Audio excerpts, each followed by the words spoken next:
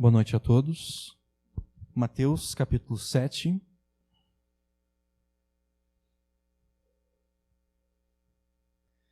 Nós vamos ler a partir do versículo 13.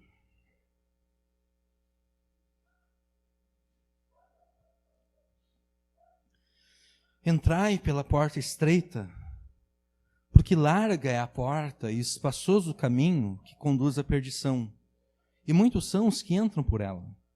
E porque estreita é a porta e apertado o caminho que leva à vida, e poucos há que a encontrem.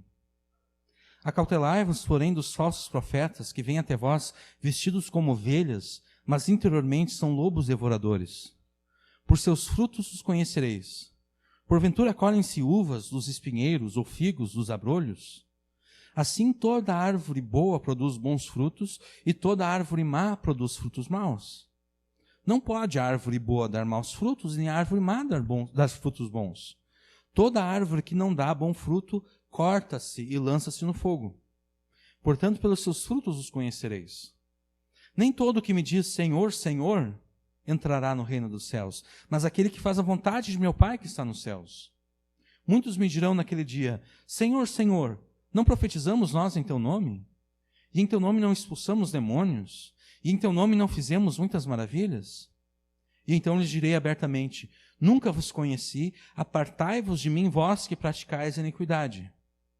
Todo aquele, pois, que escuta essas minhas palavras e as pratica, assemelhá-lo-ei ao homem prudente que edificou a sua casa sobre a rocha. E desceu a chuva, e correram rios, e assopraram ventos, e combateram aquela casa, e não caiu, porque estava edificada sobre a rocha. E aquele que ouve essas minhas palavras e não as cumpre, compará-lo-ei ao homem insensato que edificou a sua casa sobre a areia. E desceu a chuva, e correram os rios, e assopraram os ventos, e combateram aquela casa, e caiu, e foi grande a sua queda, a sua ruína, a sua destruição. Até aqui. Hoje em dia é quase impossível nós nos perdermos. Basta ter o smartphone mais baratinho que for, e você vai ter o mundo nas suas mãos. Você precisa ir a um lugar onde nunca esteve antes? Não sabe nem como chegar lá? É só colocar o endereço e ele te dá as rotas mais variadas possíveis. Se tu quer ir a pé, se tu quer usar o ônibus, se tu vai de carro, de moto, ele te dá a rota que tu quer. Ele vai te dizer se determinada rota vai levar mais tempo porque tem mais congestionamento naquela rota ali, ou se naquela rota ali tem pedágio, e assim por diante. Ele te informa todas as coisas. E se ocorrer qualquer imprevisto no meio do caminho, se sem querer você tomar o rumo errado, você não precisa se preocupar. Porque o GPS vai recalcular a tua rota e ele vai te colocar no caminho certo de novo. Então, você pode ter certeza que o GPS vai te conduzir onde você deseja ir. Jesus também nos deu um GPS. Um GPS espiritual. E esse GPS vai te conduzir para onde você deve ir. Mas ao contrário desses nossos GPS que nós temos no celular, em que existem milhares e milhões de destinos possíveis, no GPS que Jesus nos deu só existem 2 destinos possíveis. A vida eterna e a perdição eterna, a destruição eterna. E só por esses nomes, a gente consegue perceber que a vida eterna é um destino muito mais agradável do que a destruição eterna. Né? Quem gostaria de chegar num lugar chamado destruição eterna? Quem gostaria de entrar num prédio cujo nome é destruição eterna? Ninguém. A gente quer chegar na vida eterna. Acontece que cada pessoa, você inclusive, e está a caminho de um desses destinos eternos. E a maioria das pessoas nem tem consciência disso.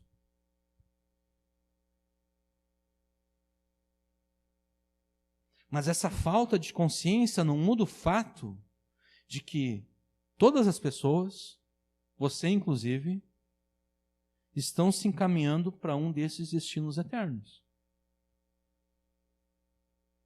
E o problema é o seguinte: quem não tem consciência de estar indo em direção a um desses destinos, está certamente indo, se encaminhando para a destruição eterna.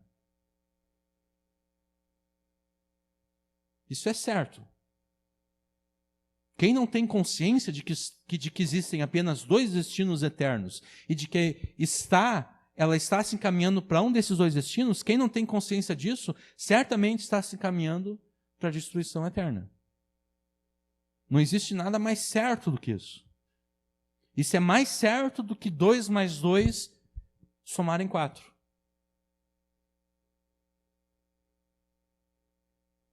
A única forma de chegar à vida eterna é estar consciente do caminho pelo qual se está caminhando. Essa é a única forma. É ter consciência de onde se está indo.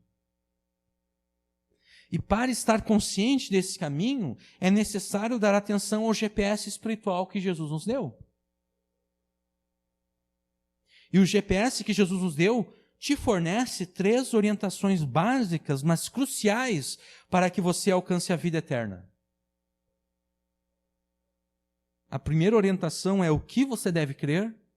A segunda orientação é de quem você deve se afastar. E a terceira orientação é o que você deve obedecer.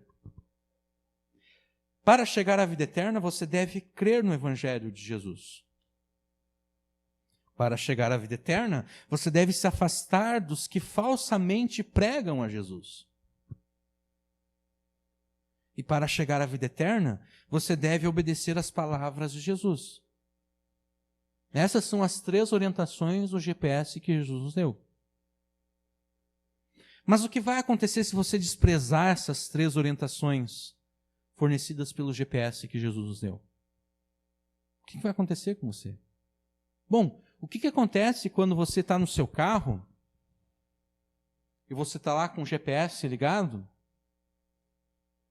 e você começa a desobedecer todas as orientações que o GPS te dá? O que vai acontecer com você? Você vai chegar a qualquer lugar,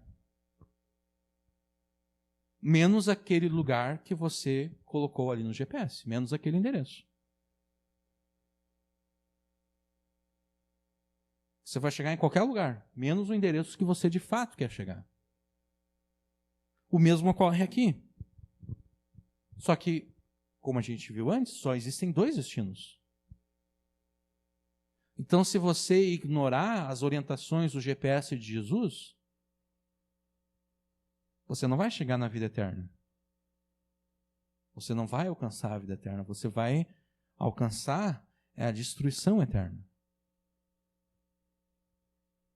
Uma das grandes questões enfrentadas pela igreja é a inconstância de tantos que tinham a aparência de ter começado tão bem a sua jornada espiritual, mas em algum momento perderam o rumo, em algum momento começaram a desobedecer as orientações do GPS e se perderam.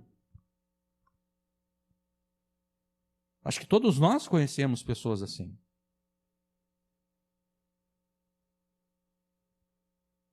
Parecia que tinha começado tão bem, seguia todas as orientações e de repente saiu pela tangente e nunca mais voltou.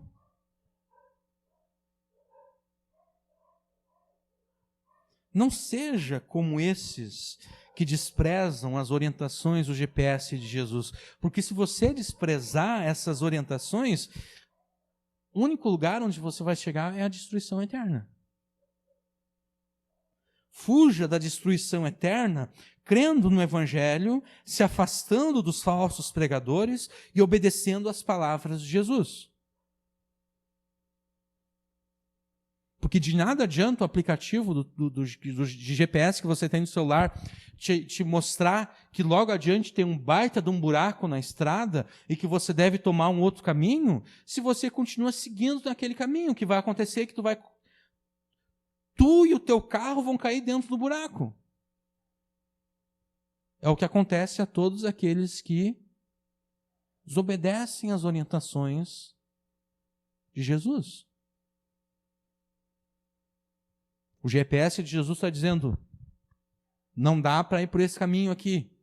Desvia desse caminho aqui. A primeira esquerda tu pega e entra, ou a primeira direita tu entra. Vamos por outro caminho, porque isso aqui tu vai te dar mal, tu vai te destruir eternamente. Não siga os passos daqueles que desobedeceram às orientações do GPS de Jesus. Dê atenção aos avisos que Jesus fez nessas palavras. Valorize essa exortação que o Espírito Santo preservou para você através do Evangelho de Mateus. Fuja da destruição eterna crendo no Evangelho de Jesus. Fuja da destruição eterna se afastando daqueles que falsamente pregam a Jesus. Fuja da destruição eterna obedecendo às palavras de Jesus. Caminhe em direção à vida eterna e fuja da destruição eterna. Siga o GPS de Jesus e fuja da destruição eterna, crendo no Evangelho, se afastando dos falsos pregadores e obedecendo às palavras de Jesus. Esses versos aqui que nós lemos, dos versos 13 até o 27, resumem a conclusão do Sermão do Monte. Jesus começou a pregar o Sermão do Monte lá em Mateus 5. E os versos 13 até o 27 são a conclusão do sermão de Jesus. E nessa conclusão, Jesus faz uma aplicação prática e geral de tudo aquilo que ele falou desde Mateus capítulo 5. E na aplicação que Jesus faz ao seu sermão, Jesus usa 3 analogias para demonstrar a seriedade da mensagem que ele acabou de pregar aos seus discípulos. Essas 3 analogias aparecem na forma de comparação entre 2 portas e 2 caminhos, 2 árvores e 2 construtores. E embora essas analogias aqui elas possam se relacionar com eventos menores nas nossas vidas, elas carregam um peso escatológico muito grande. Essas analogias de Jesus, essas palavras de Jesus. Essas 3 analogias apontam para o momento em que Jesus finalmente vai consumar o seu reino nesse mundo, quando a história, como nós a conhecemos, vai ter o seu final e a eternidade vai nos receber. Seja na vida eterna, seja na destruição eterna. Nos versos 13 e 14, nós temos a analogia que contrasta as 2 portas e os 2 caminhos. E nessa analogia aqui, o GPS que Jesus te dá, ou melhor, nessa analogia, o GPS de Jesus te dá a sua primeira orientação, o que você deve crer. É com base no contraste entre as 2 portas e os 2 caminhos que você precisa aprender que você deve fugir da destruição eterna crendo no Evangelho de Jesus.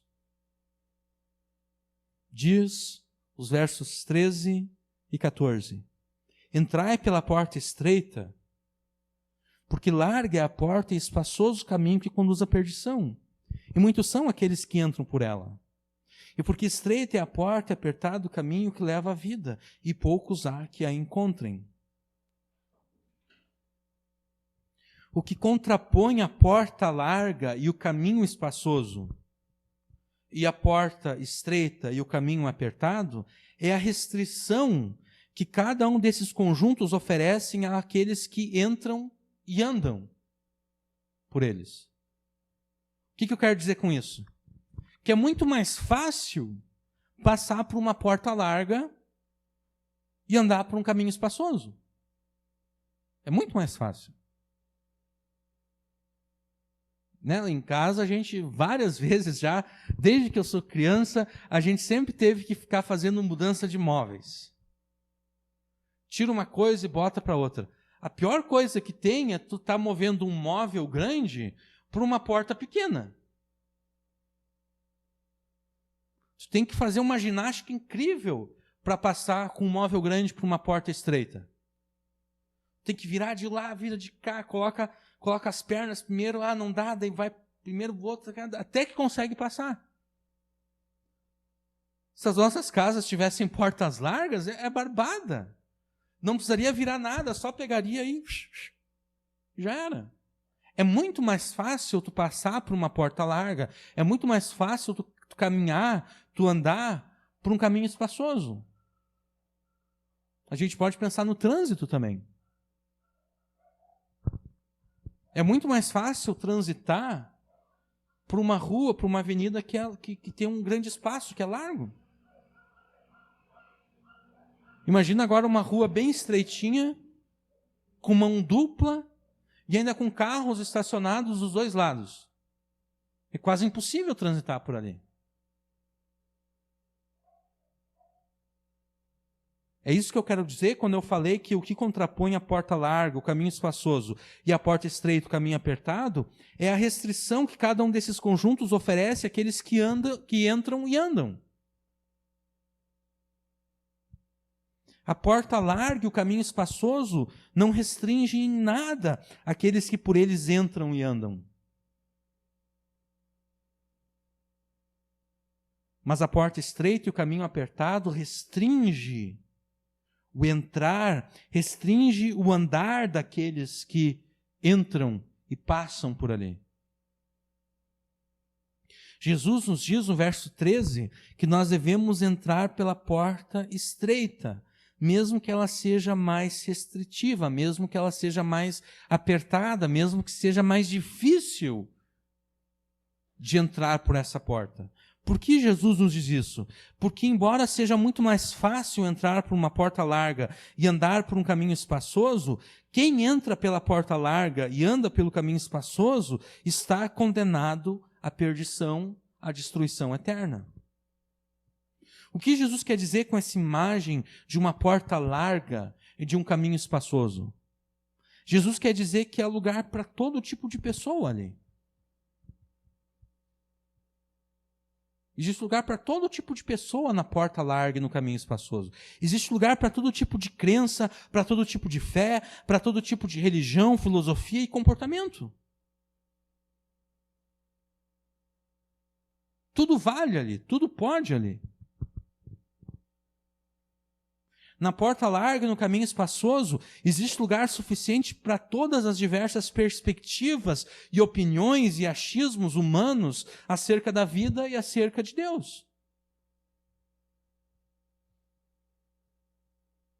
Existe lugar para todo tipo de opinião, para todo tipo de achismo que se queira ter.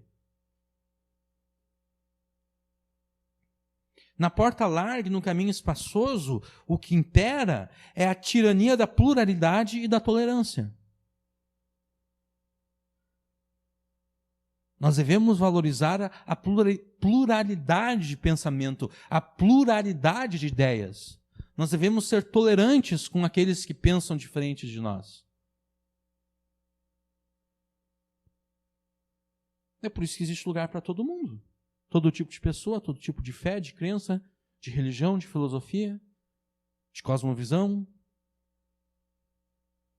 A porta larga e o caminho espaçoso são tão amplos que abarcam todas as religiões, todas as cosmovisões, todas as visões de mundo, todas as ideologias, todas as filosofias, ainda que todas elas sejam autocontraditórias.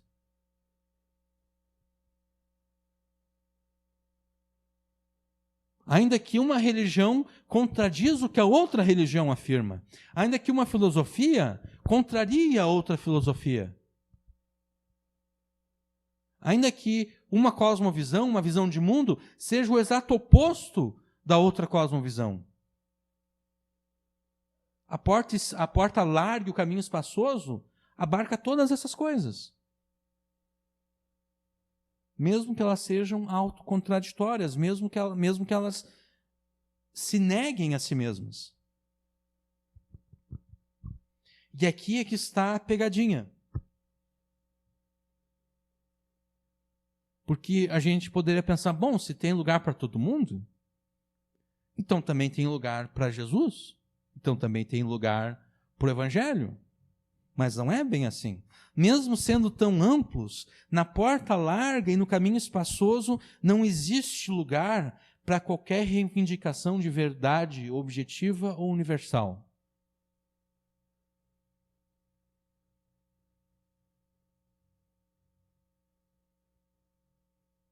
A porta larga e o caminho espaçoso não suportam a crença na existência de uma verdade objetiva e universal. Não existe verdade.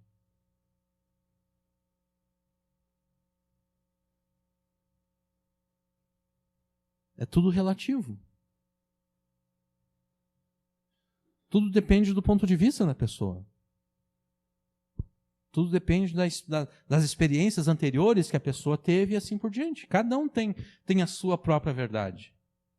E cada um deve ver a sua própria verdade. O que importa é que ela se sinta bem consigo mesma. Se ela se sente bem com ela mesma, quem és tu para julgar ela? Quem és tu para dizer que ela está errada?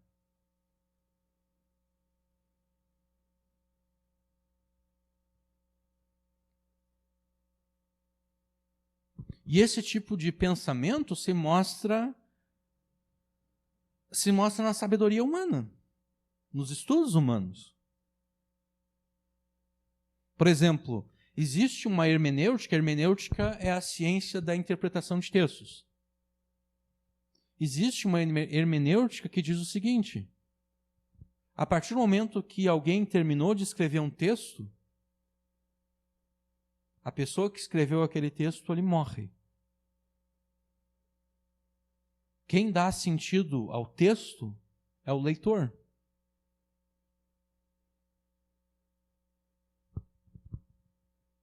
Eu já tinha conhecimento desse tipo de hermenêutica antes, e quando eu fiz um curso de tradutor-intérprete, que eu não cheguei a completar, lá no 25 de julho, o meu professor de português e inglês, na época, ele esboçava esse tipo de hermenêutica.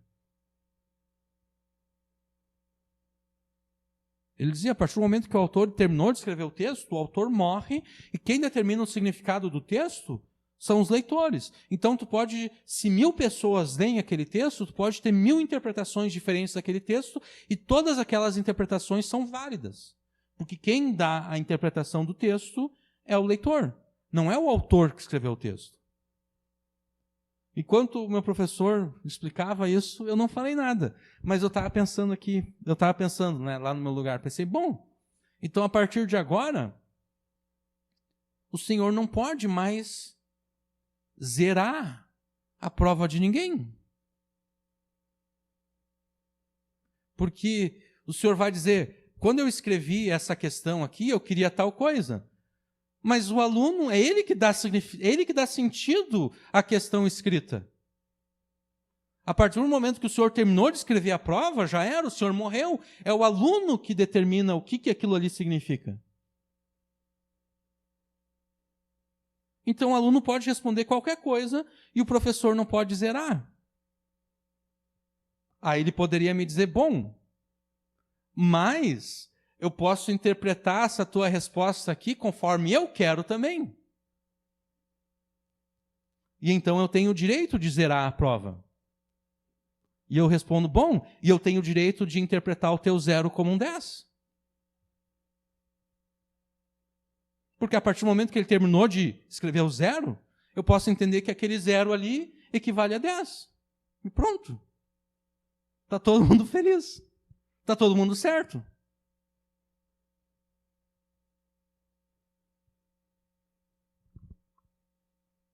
Na porta larga, no caminho espaçoso, é assim que funciona.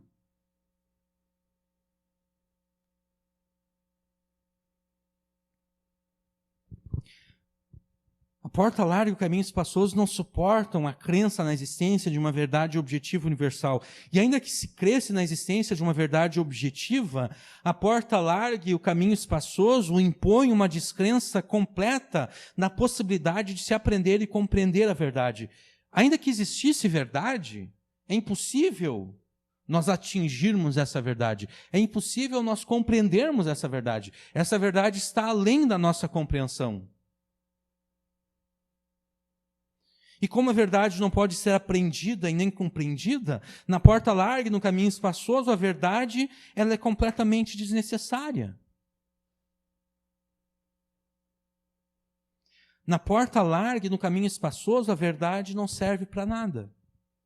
Na verdade, na porta larga e no caminho espaçoso, a verdade só atrapalha.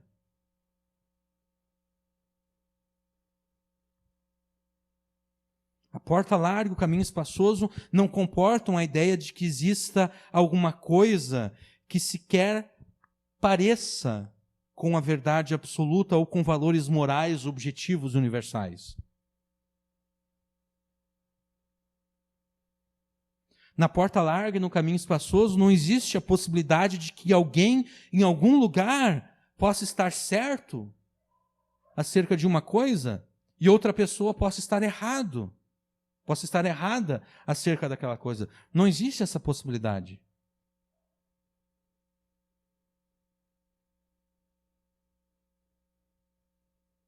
Na porta larga e no caminho espaçoso, todos estão certos ao mesmo tempo, ainda que todos estejam dizendo coisas contraditórias.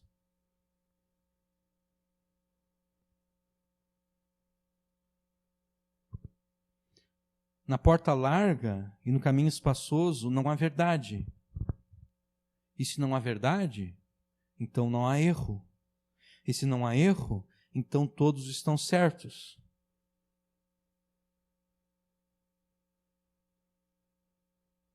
É a questão da prova que eu falei antes.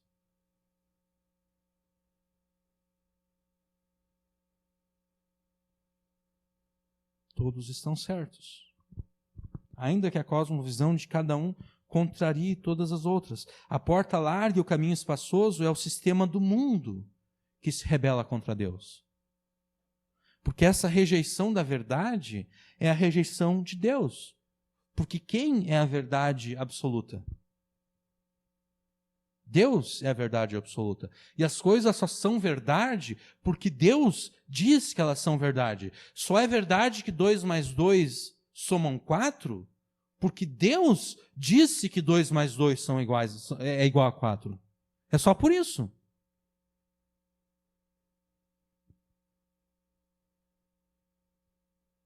Qualquer verdade que exista no mundo, no universo, só é verdade porque Deus diz que é verdade. E é por isso que a porta larga e o caminho espaçoso rejeitam a verdade, porque eles rejeitam a Deus.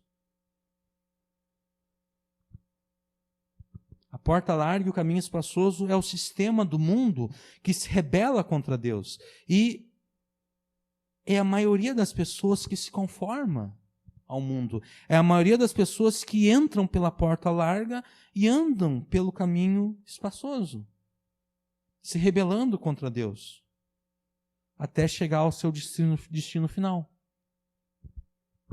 a perdição eterna. Já a porta estreita, versículo 14, e o caminho apertado é mais restritivo, é mais comprimido. Na porta estreita, no caminho apertado, só há espaço para um tipo de pessoa, uma só crença, uma só fé, uma só religião, uma só filosofia, um só padrão de comportamento. Na porta estreita, no caminho apertado, há lugar somente para a perspectiva bíblica sobre a vida e sobre Deus. Na porta larga e no caminho espaçoso, não. Ali há lugar para todo tipo de perspectiva, menos a bíblica. Já na porta estreita e no caminho apertado, só há lugar para a perspectiva bíblica acerca daquilo que é a vida e acerca de Deus. Na porta estreita e no caminho apertado se crê na existência de uma verdade objetiva, absoluta e universal. Mas não apenas se crê na existência de uma verdade absoluta. Na porta estreita e no caminho apertado se crê que essa verdade ela pode ser apreendida, que ela pode ser compreendida.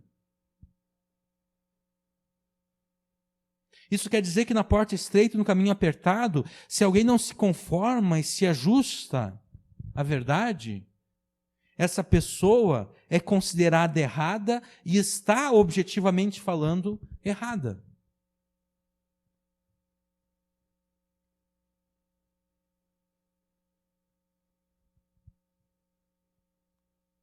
E agora eu pensei em algo que eu não tinha pensado enquanto eu estava escrevendo isso aqui. Antes eu falei que na porta larga e no caminho espaçoso não existe verdade. Se não existe verdade, então não existe erro. E se não existe erro, então todos estão certos. Na porta larga e no caminho espaçoso, não existe a possibilidade da gente determinar o mal.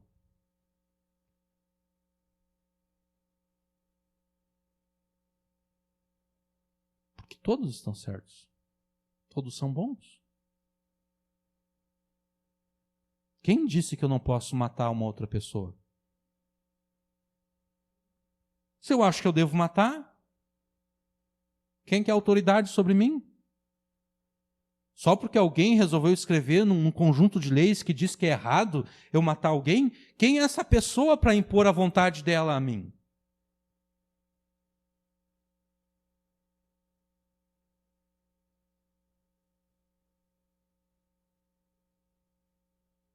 Não existe mal na porta larga e no caminho espaçoso. E quando as pessoas que entraram pela porta larga e andam pelo caminho espaçoso reclamam de algum mal, elas estão reclamando das suas próprias escolhas.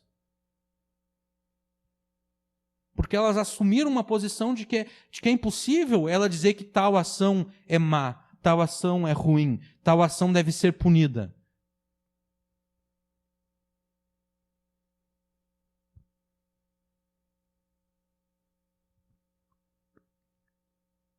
É uma incoerência. É uma incoerência querer andar pelo caminho, entrar pela porta larga e andar pelo caminho espaçoso e depois ficar reclamando de coisas ruins que estão me acontecendo e olha só, essa pessoa está fazendo mal para mim e olha ali que coisa, e ninguém faz nada para me defender. A pessoa não tem por que ficar reclamando. Se ela acha que todo mundo está certo, então todo mundo está certo. Então todo mundo tem o direito de fazer aquilo que bem entende e ninguém tem nada a ver com isso.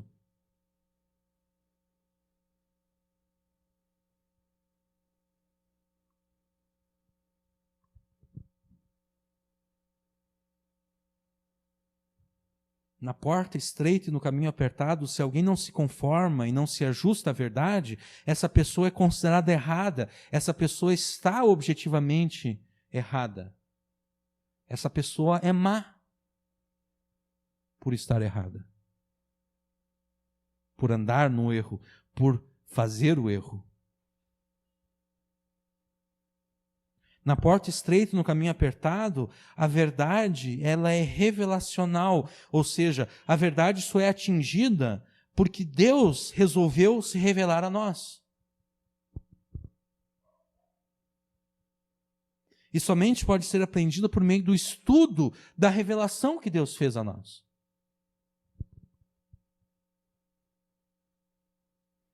Isso quer dizer que a porta estreita e o caminho apertado são extremamente restritivos. É por isso que a porta estreita e o caminho apertado são extremamente restritivos, demasiadamente estreitos.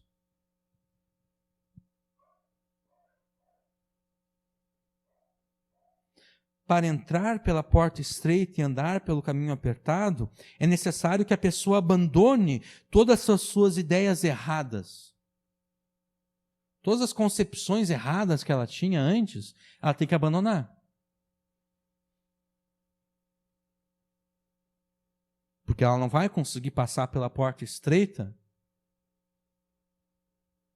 carregando essas suas concepções antigas, essas suas ideias erradas. Ela não consegue passar. Ela vai ficar, ela está segurando a maletinha dela e ela quer passar, ela não consegue passar pela porta. A única forma dela conseguir passar pela porta é se ela largar a maleta aqui, daí ela vai conseguir. Ela precisa largar as ideias do passado. Ela precisa renunciar todas as concepções que ela tinha antes.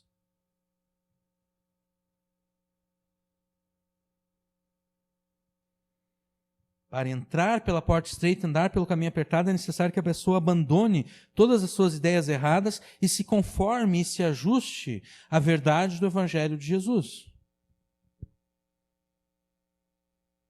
E a verdade do Evangelho de Jesus é que todos pecaram e estão destituídos da glória de Deus.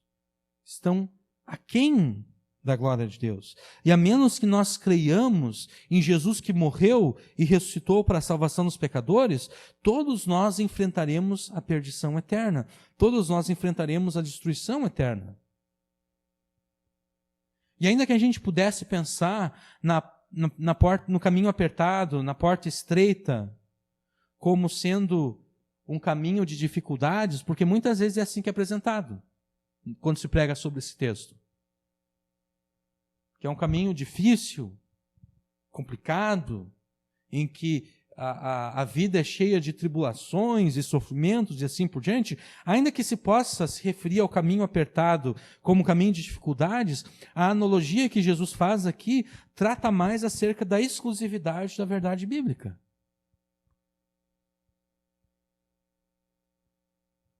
Trata muito mais a exclusividade da verdade bíblica do que das dificuldades do andar cristão nesse mundo.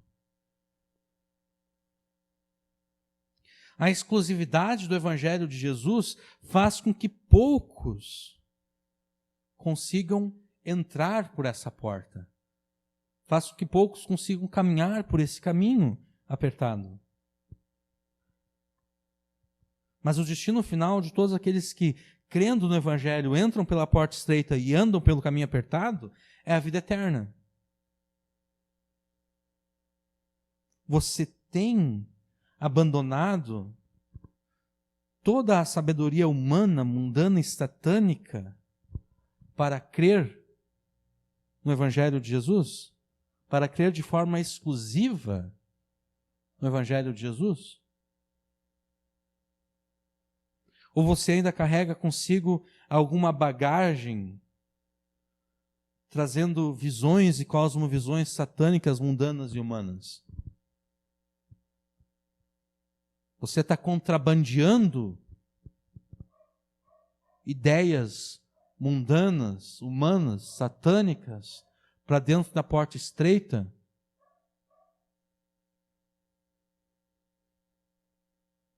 Para dentro do caminho apertado?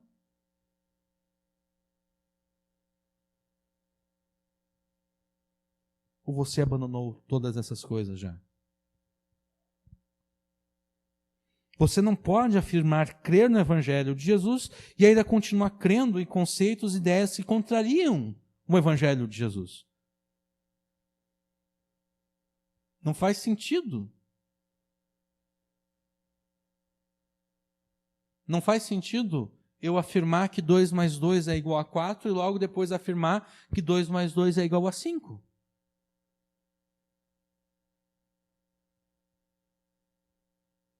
Da mesma forma, não faz sentido eu afirmar crer no Evangelho e logo depois eu afirmar crer em alguma coisa que contraria o Evangelho.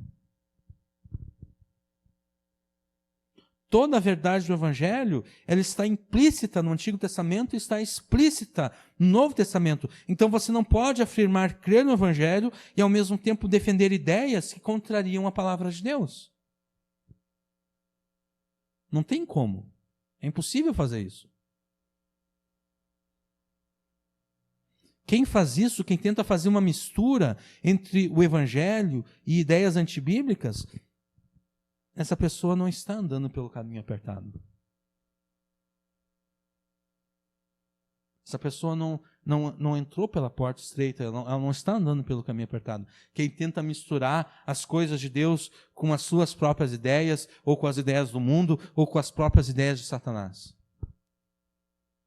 Quem faz isso não entrou pela porta estreita, quem faz isso não está andando pelo caminho apertado.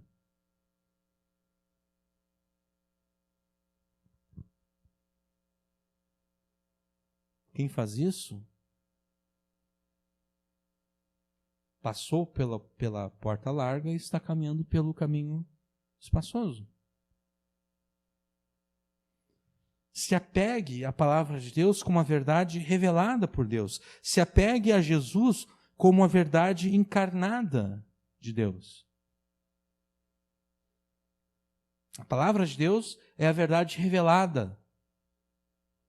E Jesus é a verdade encarnada. Eu sou o caminho, a verdade e a vida, Jesus disse. Abandone por completo e renuncie os conceitos, as ideias, os valores humanos, mundanos e satânicos. Renove a sua mente com aquilo que a palavra de Deus e Jesus te ensinam. É necessário que exista essa renovação de mente. E essa renovação de mente nada mais é do que a nossa santificação. Porque é óbvio que, por exemplo, se eu me converti agora, meu coração foi mudado por Deus, pelo Espírito Santo. Eu fui regenerado. Mas é óbvio que tem muita coisa na minha mente que ainda está conforme o mundo. Tem muitas ideias na minha mente que ainda são mundanas, que ainda são carnais, que ainda são satânicas. É necessário que à medida em que eu vou avançando no caminho com Jesus, à medida que eu vou estudando a palavra de Deus, é necessário que eu troque essas minhas ideias erradas pelas ideias da palavra de Deus. Então, eu estou lendo a palavra de Deus, eu vejo, olha só. Eu pensava isso, mas a palavra de Deus diz outra coisa. Então, é necessário que eu troque de ideia. Isso nada mais é do que santificação. Renovação de mente nada mais é do que santificação. Eu vou renovando a minha mente, renovando os meus pensamentos, e isso vai modificando o meu comportamento nesse mundo. Isso vai me levar a cada vez mais obedecer a Deus naquilo que Deus me ordena na sua palavra. Entre pela porta estreita e ande pelo caminho apertado, encontre a vida eterna crendo no Evangelho de Jesus. Fuja da destruição eterna crendo no Evangelho de Jesus. Essa foi a primeira orientação que o GPS de Jesus está te dando. Fuja da destruição eterna crendo no Evangelho de Jesus. Mas para que a tua fé no Evangelho de Jesus seja coerente, de forma a você de fato conseguir fugir da destruição eterna, é necessário que você se afaste daqueles que falsamente pregam a Jesus. Acautelai-vos, versículo 15, porém dos falsos profetas, que vêm até vós vestidos como ovelhas, mas interiormente são lobos devoradores. Jesus chama de falsos profetas aqueles que pregam a Ele, Jesus e o Evangelho com falsidade e mentira. Todo aquele que prega a Jesus com falsidade e mentira, todo aquele que prega o Evangelho com falsidade e mentira, é um falso profeta. Os falsos profetas se disfarçam de ovelha. Eles colocam uma fantasia de ovelha. E eles fazem isso para ver se conseguem enganar os discípulos de Jesus. Para ver se conseguem seduzir os crentes com o seu Jesus falso, com o seu anti-evangelho, com o seu evangelho ao contrário.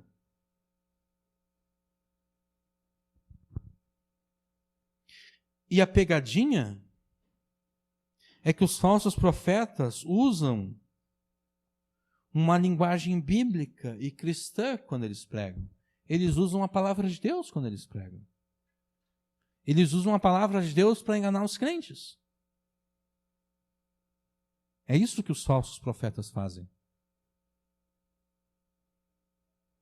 O diabo tentou usar a palavra de Deus para enganar Jesus? Quando Jesus foi tentado, o diabo disse: eu sei que tu está com fome, tu está jejuando aí 40 dias e 40 noites. Está vendo essas pedras aí no chão? Eu sei que tu tem poder para transformar essas pedras em pães. Então por que tu não transforma essas pedras em pães? Jesus responde: nem só de pão viverá o homem, mas de toda palavra que procede da boca de Deus. Aí o diabo pensa: tá bom, tu está usando a palavra de Deus? Então vou usar agora a palavra de Deus contra ti. Jesus, tu conhece o Salmo 91, né? Jesus, conheço. Ao diabo, lá está escrito o seguinte, que Deus vai dar ordem aos seus anjos para que eles te protejam em toda e qualquer situação. E assim tu nunca vai tropeçar em pedra alguma. Então, já que é essa promessa de Deus, por que tu não sobe no templo ali, no alto do templo, e te joga dali para baixo? Porque afinal de contas, o Salmo 91 te promete isso.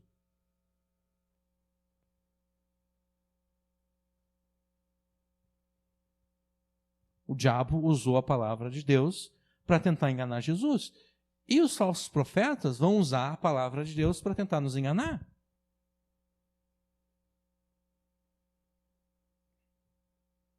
Eles usam, então, os falsos profetas usam uma linguagem bíblica e cristã, eles usam a própria palavra de Deus quando eles pregam, mas apesar disso, os falsos profetas, eles se opõem a Jesus. E as pregações que eles fazem, as suas profecias, contrariam o Evangelho.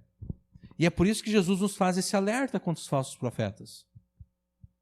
E é por isso que os que pregam a Jesus e o Evangelho com falsidade e mentira devem ser motivo de grande preocupação para nós crentes. E como os falsos profetas pregam um outro Jesus e um anti-evangelho, um evangelho ao contrário, um evangelho ao avesso, se nós queremos fugir da destruição eterna, então nós devemos nos afastar desses que falsamente ou que com falsidade pregam a Jesus. Sendo crentes em Jesus, como nós poderíamos dar ouvidos às pregações, aos ensinos e às profecias desses falsos profetas, uma vez que eles se opõem a Jesus, uma vez que as suas palavras contrariam o Evangelho? Não é possível isso. E quando nós lemos o Antigo Testamento, nós percebemos que o povo de Deus lá enfrentou muitas vezes os falsos profetas.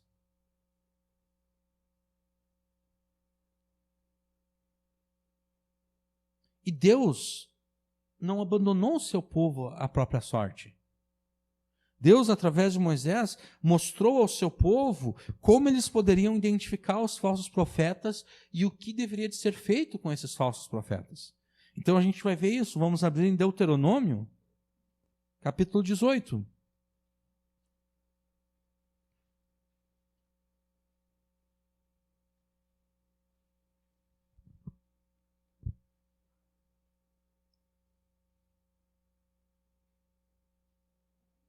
Capítulo 18, Deuteronômio 18, versículo 15.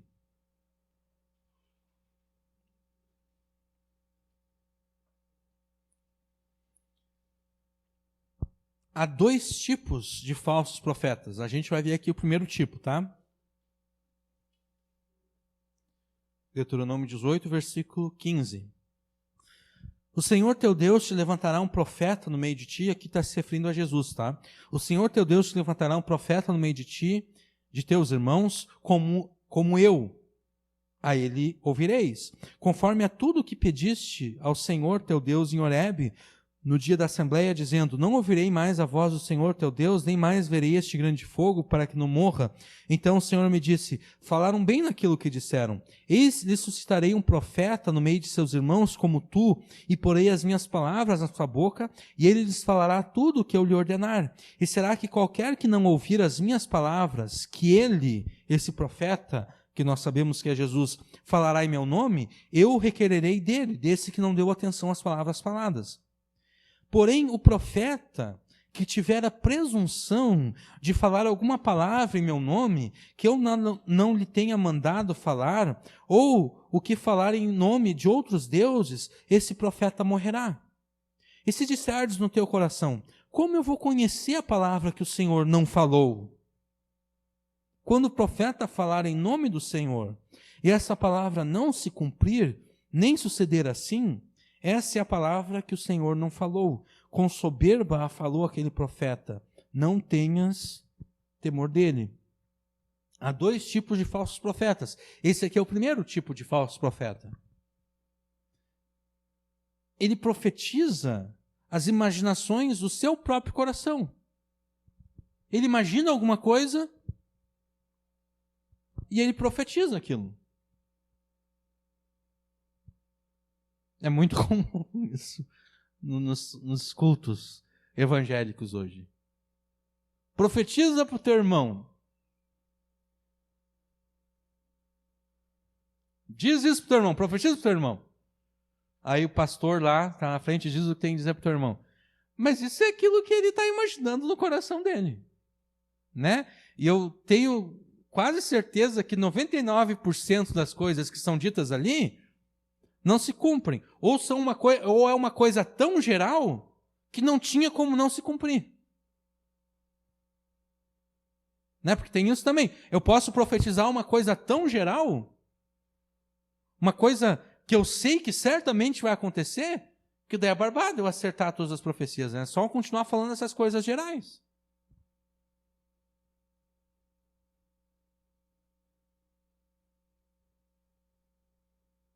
Esse é o primeiro tipo de falso profeta. Ele profetiza aquilo que ele imagina no coração dele. E é fácil identificar esse tipo de falso profeta, porque ele vai profetizar aquilo que ele imaginou no coração dele e isso não vai acontecer. Aí é fácil de identificar ele. Bom, ele falou tal coisa, não aconteceu tal coisa, ele é um falso profeta. Mas tem um outro tipo de falso profeta, Deuteronômio capítulo 13. Só voltar algumas páginas. Deuteronômio capítulo 13.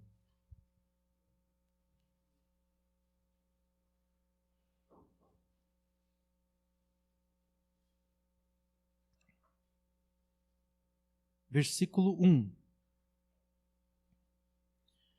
Quando o profeta ou sonhador de sonhos, aquele que sonha, né, se levantar no meio de ti e te der um sinal ou prodígio, e aquele sinal ou prodígio de fato acontecer, de que te houver falado, e então ele te disser, vamos após outros deuses que não conheceste e sirvamo-los, não ouvirás as palavras daquele profeta ou sonhador de sonhos, porquanto o Senhor vosso Deus os prova, para saber se amais o Senhor vosso Deus com todo o vosso coração e com toda a vossa alma.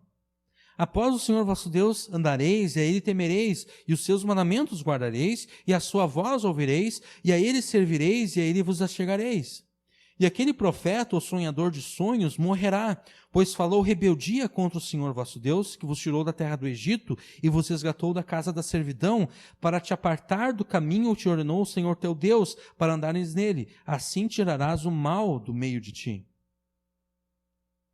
Esse segundo tipo de falso profeta é difícil de identificar, porque ele profetiza e a profecia acontece.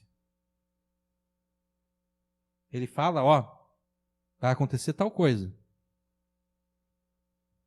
E a tal coisa acontece.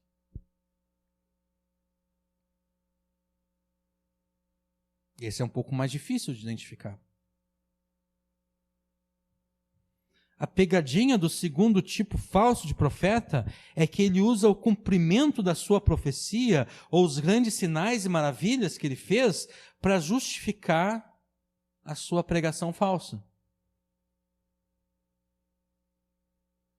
É o que aparece aqui. Ele faz a profecia, ele dá o sinal e a profecia se cumpre. O sinal se cumpre. E então ele diz, vocês viram, né? Se cumpriu. Então, vamos após outros deuses. E quem somos nós para não irmos após outros deuses, já que tudo aquilo que ele falou aconteceu? Ele falou que tal coisa ia acontecer e aconteceu. Então a gente tem que ouvir ele.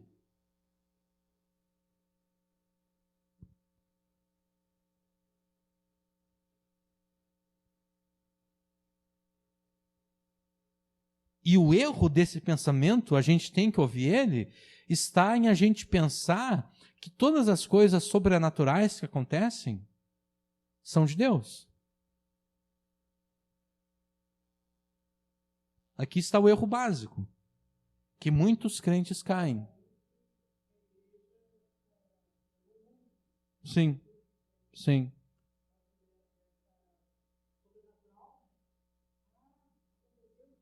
Aconteceu, e às vezes é uma coisa tão boba quanto, ai, eu fiquei arrepiado aqui, olha só, é a unção de Deus, não sei o que, vamos fazer.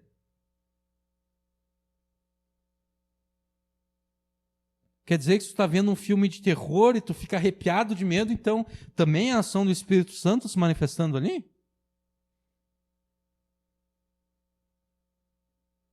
Ou se é um dia muito frio e alguém pega uma coisa mais gelada ainda encosta na tua pele e tu te estremece todo, quer dizer que é o Espírito Santo também agindo ali, então.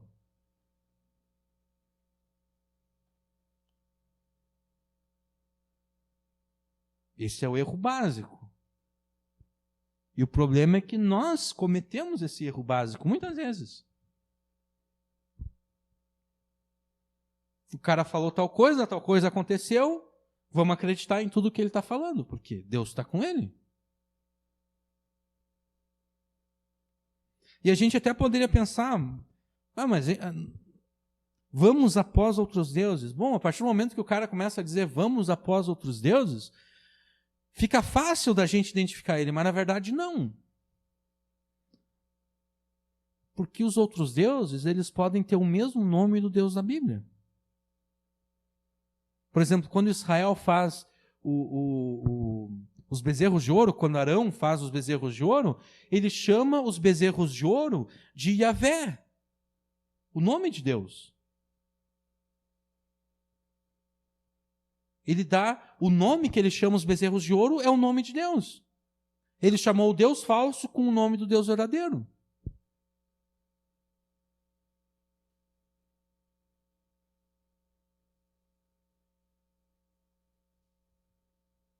Para detectar e desmascarar o segundo tipo de falso profeta, é necessário um conhecimento bíblico amplo e coerente.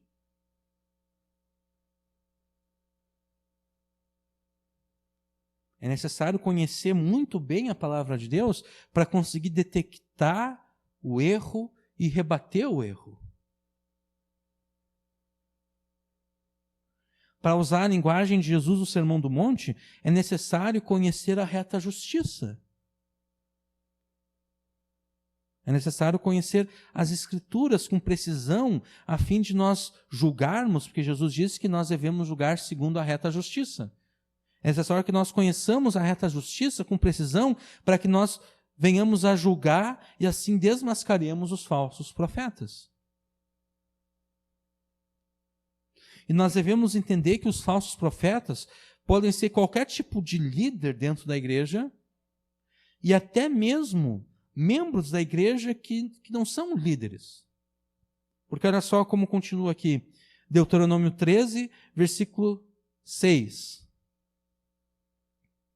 Quando te incitar teu irmão, filho da tua mãe, ou teu filho, ou a tua filha, ou a mulher do teu seio, ou teu amigo, que te é como a tua alma, dizendo-te em segredo, vamos e sirvamos a outros deuses que não conheceste, nem tu nem teus pais, dentre os deuses dos povos que estão em redor de vós, perto ou longe de ti, desde uma extremidade da terra até outra extremidade, não consentirás com ele, nem o ouvirás, nem o teu olho poupará, nem terás piedade dele, nem o esconderás.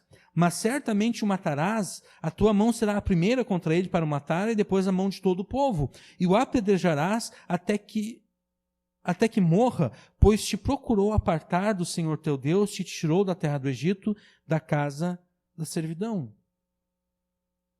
Qualquer pessoa que se diz crente pode ser um falso profeta. Ele pode ser um líder na casa de Deus, ou ele pode ser um membro de igreja. Alguém que não tem nenhum tipo de posição de liderança. E a gente também deve entender que o resultado prático da pregação dos falsos profetas sempre vai ser a idolatria. O resultado prático da pregação dos falsos profetas sempre é a idolatria, ainda que eles falem no nome de Deus, o Pai, de Jesus e do Espírito Santo. A idolatria surge a partir de qualquer desvio da palavra de Deus. Qualquer desvio da palavra de Deus, a partir daquele desvio ali surge a idolatria.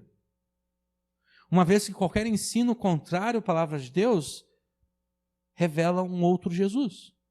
Por exemplo, se eu falar de Jesus para vocês aqui nessa noite, mas se eu falar de um Jesus que não é o Jesus que aparece em Mateus, Marcos, Lucas e João, eu estou falando de Jesus, correto? Mas eu estou falando de um outro Jesus.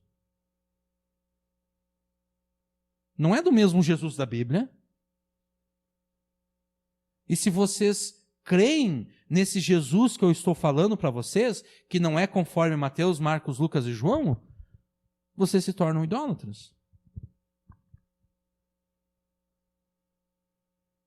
Porque o problema, por exemplo, o problema da idolatria dos católicos, nem é tanto os santos, nem é tanto Maria. O problema da idolatria dos católicos é que o Jesus deles não é o Jesus da Bíblia.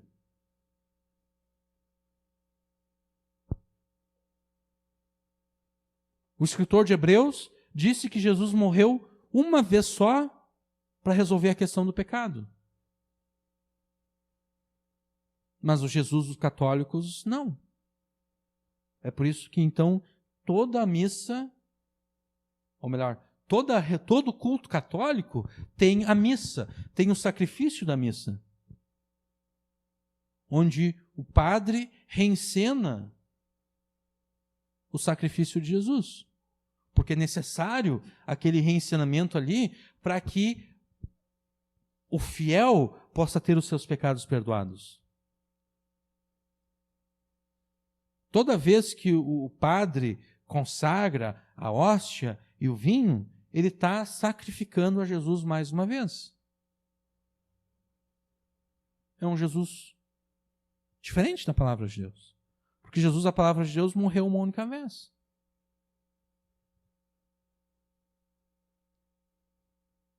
Eles são idólatras não tanto pelos santos, não tanto por Maria, mas porque eles adoram, quando eles adoram a Jesus, porque eles adoram os santos e adoram Maria. Quando eles chegam a adorar Jesus, eles estão adorando não o Jesus da Bíblia, mas um Jesus que não é da Bíblia, um Jesus contrário à palavra de Deus. Paulo disse o seguinte, lá em 2 Coríntios, vocês não precisam abrir, vamos ficar aqui em Deuteronômio por enquanto. Vou ler para vocês aqui 2 Coríntios 11, versículos 1 até o 4. Quem dera me suportasseis um pouco mais da minha loucura. Sim, suportai-me ainda, porque eu tenho ciúmes de vós, e esses ciúmes vêm de Deus, porque eu vos prometi em casamento a um único marido, que é Cristo, para vos apresentar a ele como virgem pura. Mas temo que assim como a serpente enganou Eva com a sua astúcia, também a vossa mente seja de alguma forma seduzida e se afaste da simplicidade e da pureza que há em Cristo. Porque se chega alguém e vos prega outro Jesus que não pregamos, ou se recebeis outro espírito que não recebestes, ou outro evangelho que não acolhestes, vós de boa mente, de boa vontade o suportais. Paulo fala da possibilidade de se crer em um outro de Jesus, de receber um outro espírito e de acolher um outro evangelho. E Paulo estava com medo que isso pudesse acontecer com a igreja de Corinto. Isso pode acontecer com qualquer um de nós, caso nós ouçamos e obedeçamos os falsos profetas.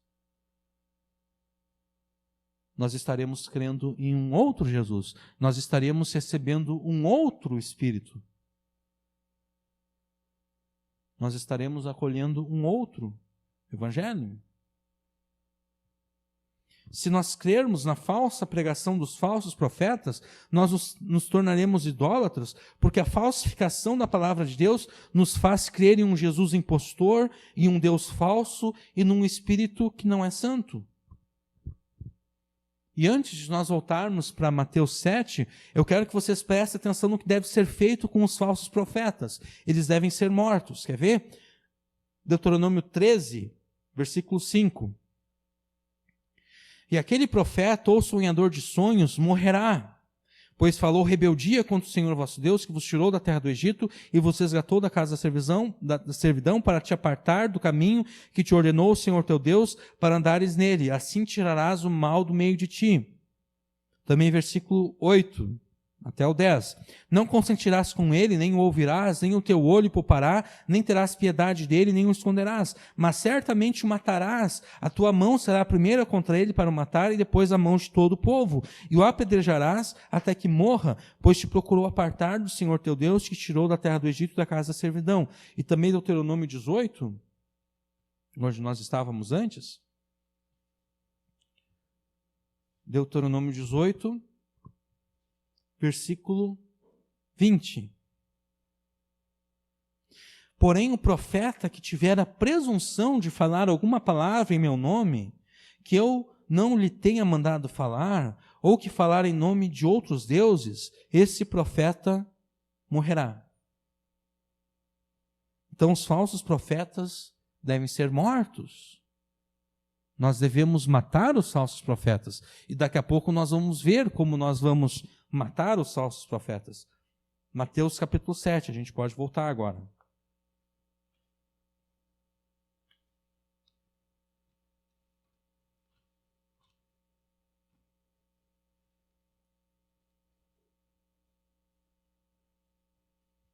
Mateus 7,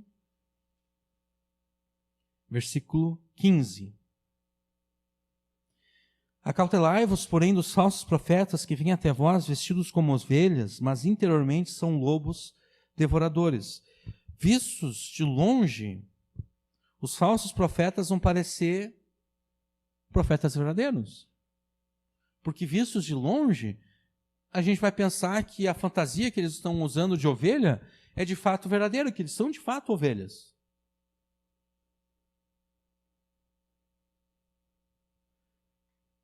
E eles parecem ovelhas porque a linguagem deles é bíblica.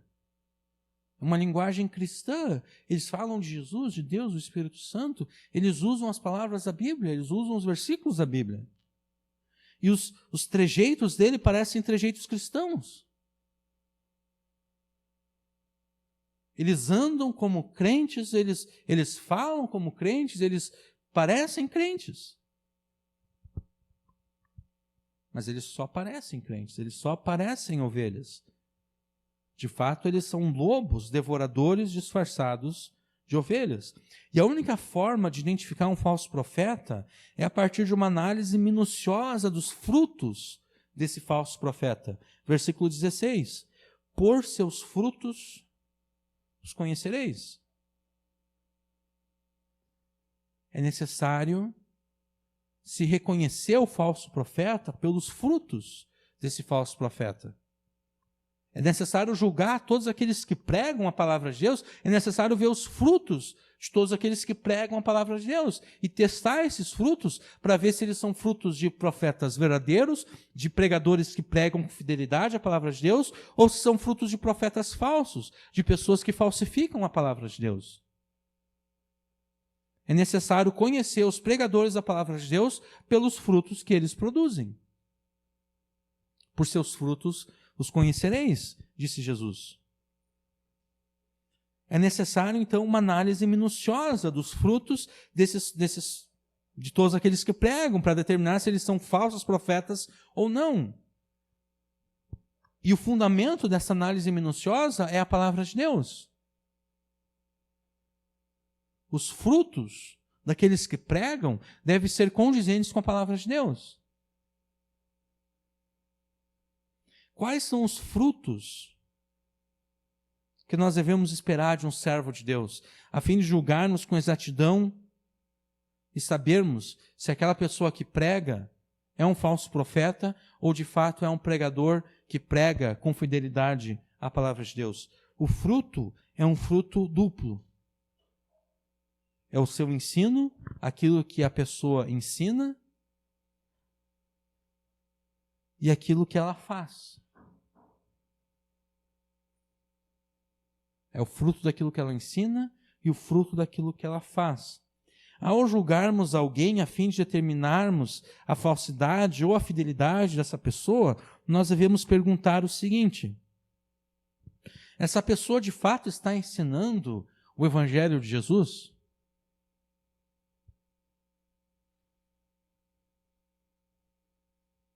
Ou essa pessoa está usando a palavra de Deus apenas como desculpa para suas próprias ideias? Ela de fato está ensinando o Evangelho ou ela está usando a palavra de Deus só como desculpa para pregar suas próprias ideias? Quando essa pessoa usa expressões e palavras da Escritura, ela faz isso mantendo o sentido bíblico que essas palavras têm?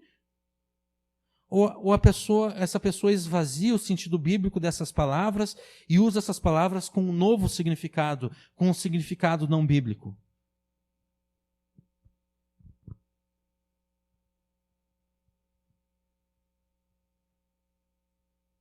E para responder essas perguntas, você já deve ter percebido que é necessário ter uma intimidade muito grande com a palavra de Deus. Porque como é que eu vou saber o sentido das palavras bíblicas? É lendo a palavra de Deus constantemente.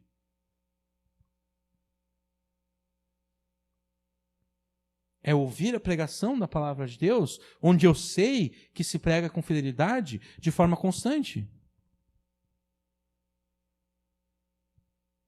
É assim que eu vou conseguir detectar, quando eu estiver ouvindo alguma pregação, se a pessoa de fato está pregando o Evangelho ou se ela está usando a palavra de Deus como desculpa para pregar suas próprias ideias. É assim que eu vou saber se ela está distorcendo o sentido das palavras bíblicas ou não.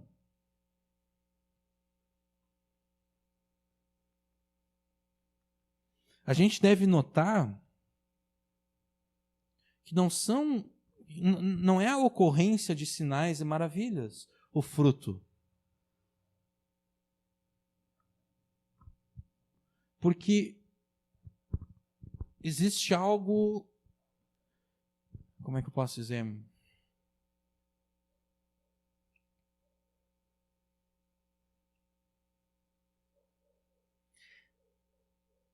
Jesus, quando ele está pregando lá em Mateus, Marcos, Lucas e João, os milagres que Jesus faz, os sinais que ele faz, todo o poder espiritual que ele manifesta, é usado como prova de que aquilo que ele está ensinando é a palavra de Deus. A mesma coisa ocorre com os apóstolos lá em Atos. Todos os sinais, todas as curas, os milagres que eles fazem, são usados como provas de que eles estão ensinando a palavra de Deus com fidelidade. Isso aparece em Atos, isso aparece em Hebreus também. O autor de Hebreus fala de que o Espírito Santo confirmou a palavra pregada pelos apóstolos por meio de muitos sinais e maravilhas que se seguiram.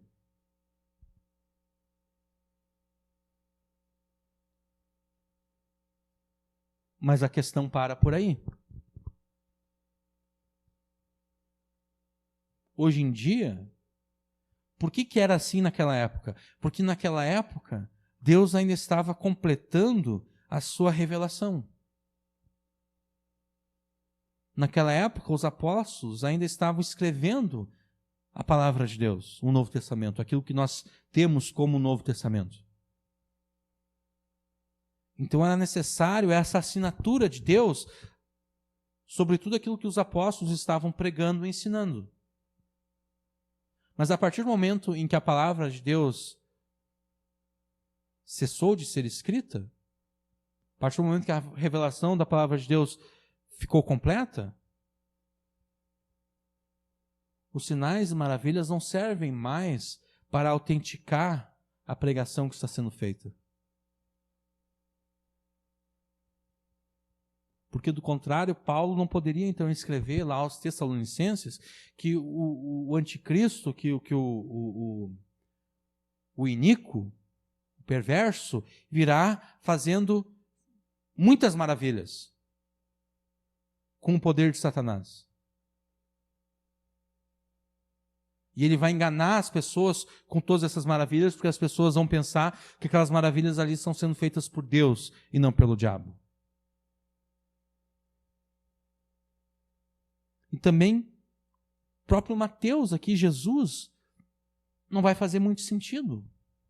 Porque logo, daqui a pouco, Jesus vai dizer que não adianta de nada eu falar para Jesus que eu fiz muitos sinais e muitas maravilhas. Porque Jesus vai dizer, bom, eu nunca te conheci. Então, a partir do momento que a revelação de Deus teve um final, a partir do momento que João terminou de escrever Apocalipse, a partir dali, os sinais, as maravilhas de Deus, os milagres, as curas, nada disso serve como prova de que aquela pessoa ali de fato é de Deus, de que aquilo que aquela pessoa está falando de fato é de Deus.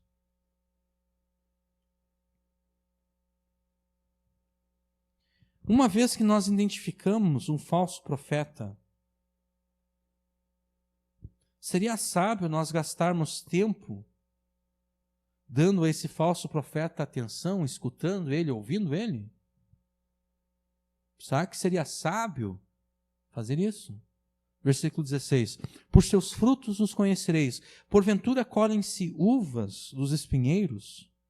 Ou figos dos abrolhos, das ervas daninhas? Será que é sábio nós gastarmos tempo dando ouvido, dando atenção aos falsos profetas, uma vez que nós tenhamos identificado eles?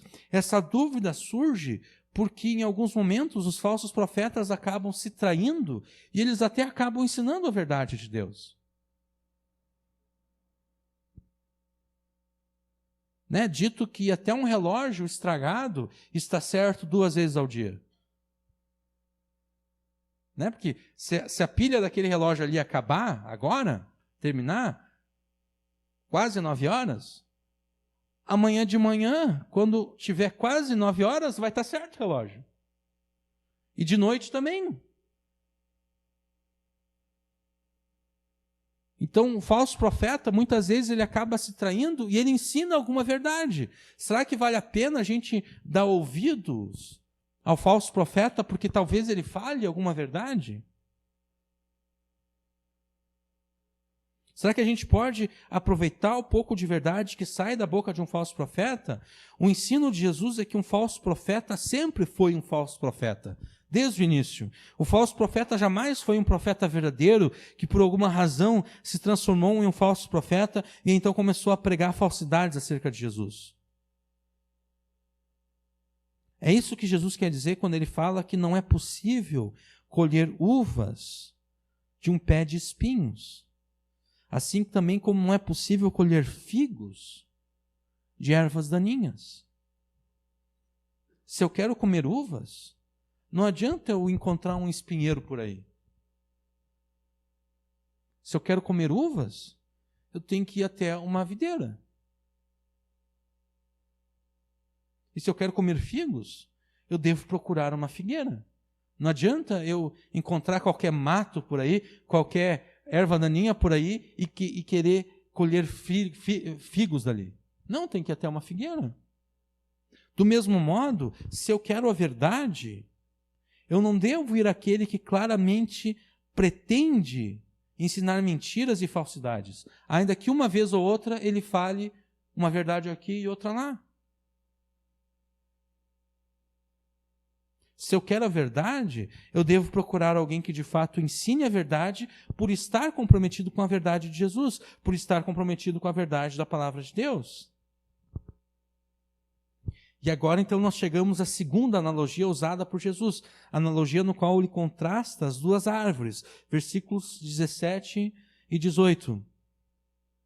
Assim toda árvore boa produz bons frutos, e toda árvore má produz frutos maus. Não pode a árvore boa dar maus frutos, nem a árvore má dar frutos bons. Uma árvore má, uma árvore doente, ela somente é capaz de produzir frutos maus, frutos doentes. Frutos que não prestam para a alimentação e para a nutrição dos nossos corpos.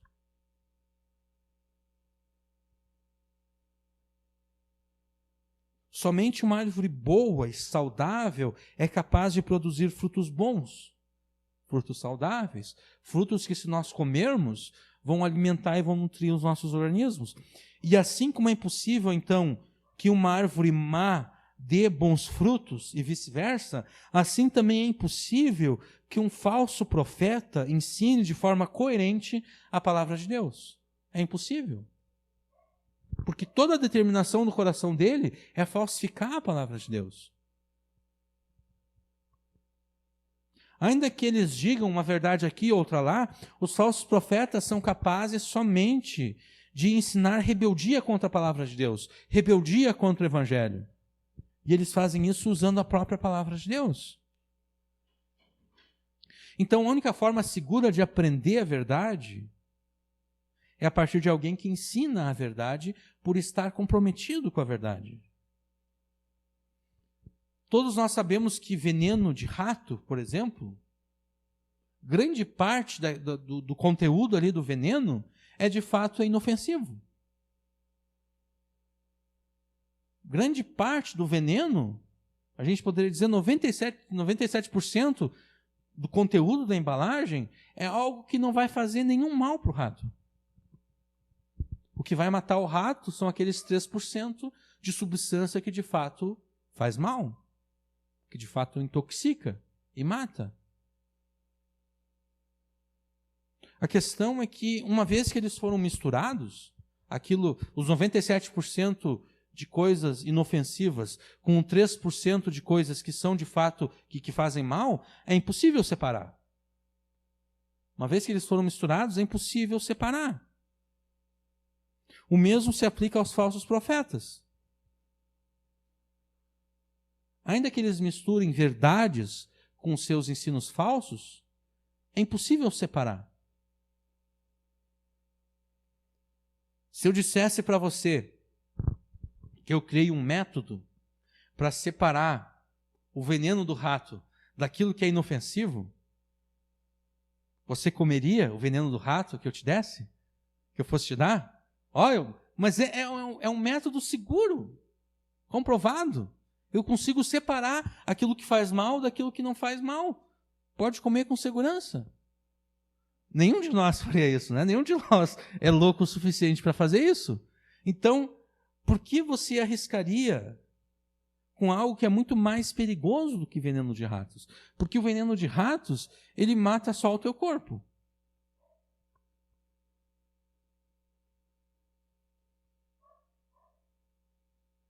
Mas a mentira, a falsidade do falso profeta tem poder para me conduzir à perdição eterna.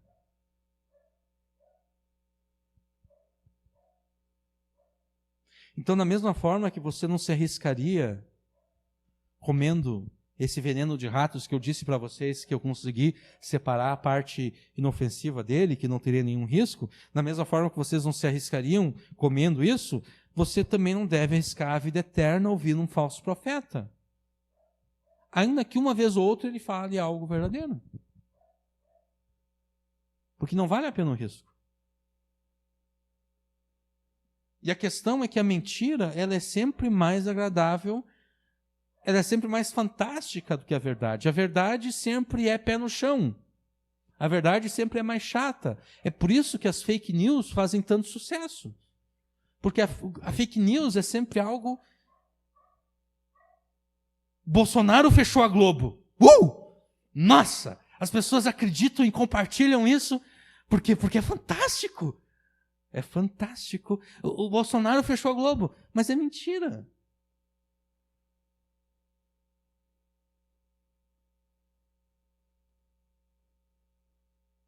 A mentira, ela é sempre mais emocionante do que a verdade. A verdade sempre é mais chata, sempre é mais pé no chão, sempre é mais sóbria. A verdade sempre nos humilha. A mentira sempre nos exalta.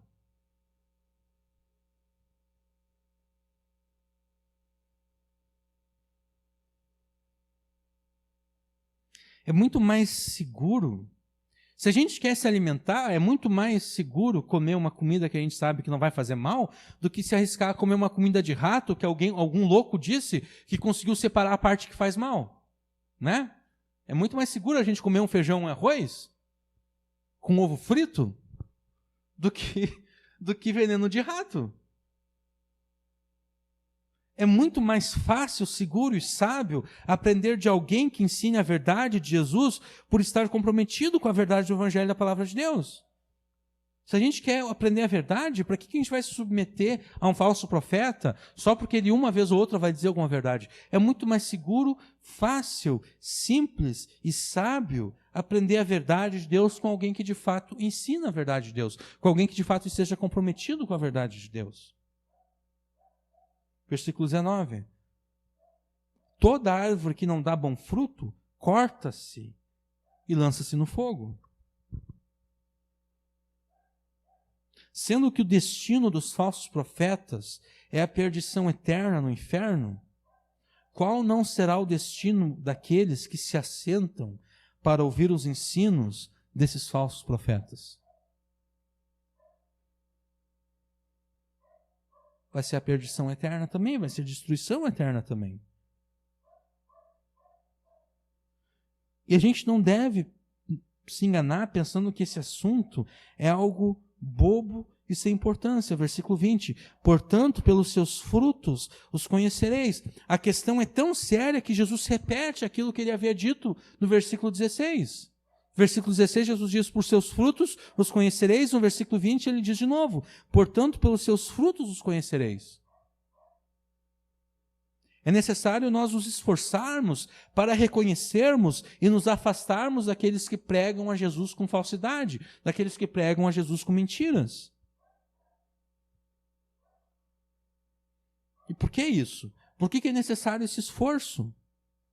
Porque os falsos profetas terão aparência de verdadeira humildade e devoção a Jesus. E eles vão chamar Jesus de Senhor, Senhor. Versículo 21. Nem todo o que me diz Senhor, Senhor entrará no reino dos céus, mas aquele que faz a vontade de meu Pai que está nos céus. Os falsos profetas vão ter toda essa reverência por Deus. Eles vão orar a Deus, eles vão dizer, ó Deus de Abraão, Isaac e Jacó, não que todo aquele que ore dessa forma seja um falso profeta. Mas o falso profeta, ele gosta de fazer essas coisas assim, espalhafatosas, por assim dizer. Ele gosta de abusar dos jargões bíblicos e das expressões bíblicas. Tudo para afetar uma espiritualidade falsa. Tudo para fingir a sua hipocrisia.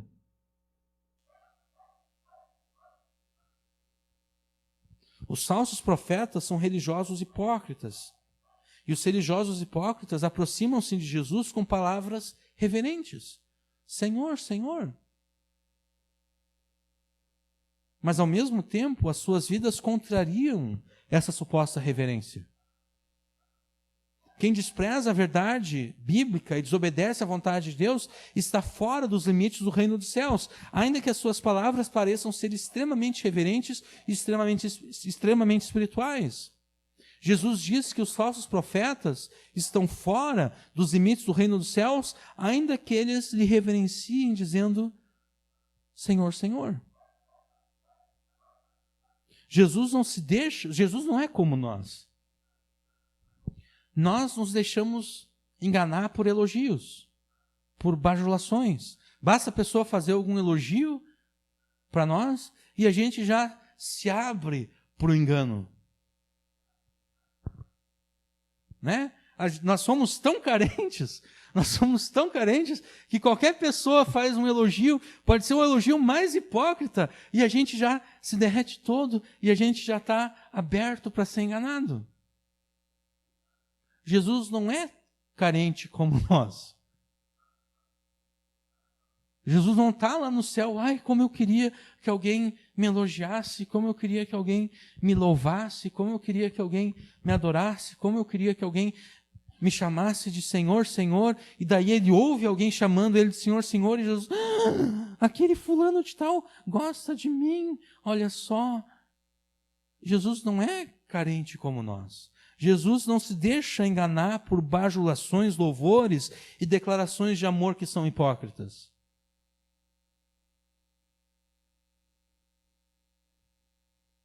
Jesus ouve alguém dizendo, Senhor, Senhor. Ele pensa, isso não quer dizer nada, cara. Tu me chamar de Senhor, Senhor não quer dizer nada. Eu quero ver se de fato eu sou o teu Senhor. Porque falar é fácil, né, como a gente gosta de dizer. Chamar Jesus de Senhor é fácil. Agora, agir na minha vida, tendo Jesus como meu Senhor, aí é um pouquinho mais complicado. É por isso que Jesus diz, nem todo aquele que me diz Senhor, Senhor entrará no reino dos céus, mas aquele que faz a vontade de meu Pai que está nos céus. Não é aquele que me chama de Senhor que vai entrar no reino dos céus, é aquele que age na sua vida, tendo a mim como seu Senhor, fazendo a vontade do meu Pai que está nos céus. Jesus não se deixa enganar por bajulações, por louvores.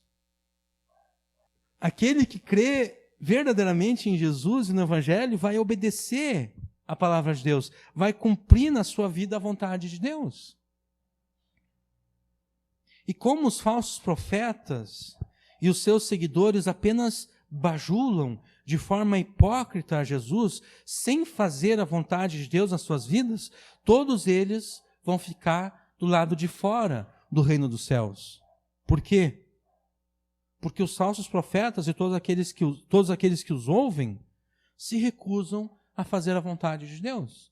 Eles chamam Jesus de Senhor, mas eles não vivem tendo Jesus como seu Senhor de fato.